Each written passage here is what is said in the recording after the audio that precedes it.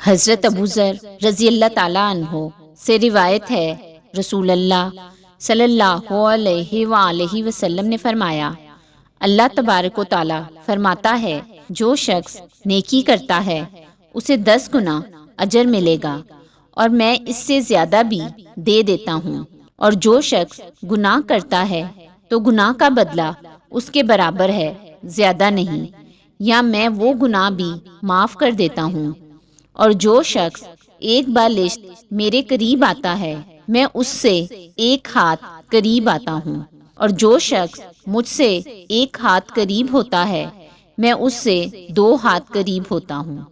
اور جو میری طرف چل کر آتا ہے میں اس کی طرف بھاگ کر آتا ہوں۔ جو شخص مجھ سے زمین بھر گناہ لے کر ملے لیکن میرے ساتھ کسی چیز کو شریک نہ کرتا ہو،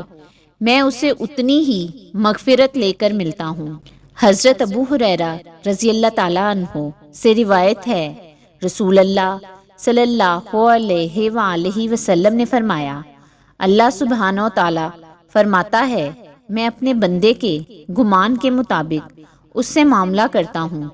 اور جب وہ مجھے یاد کرتا ہے تو میں اس کے ساتھ ہوتا ہوں۔ اگر وہ مجھے اپنے دل میں یاد کرتا ہے تو میں بھی اسے دل میں یاد کرتا ہوں،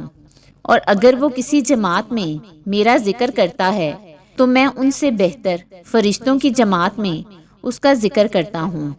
اور اگر وہ 1 بالشت میرے قریب آتا ہے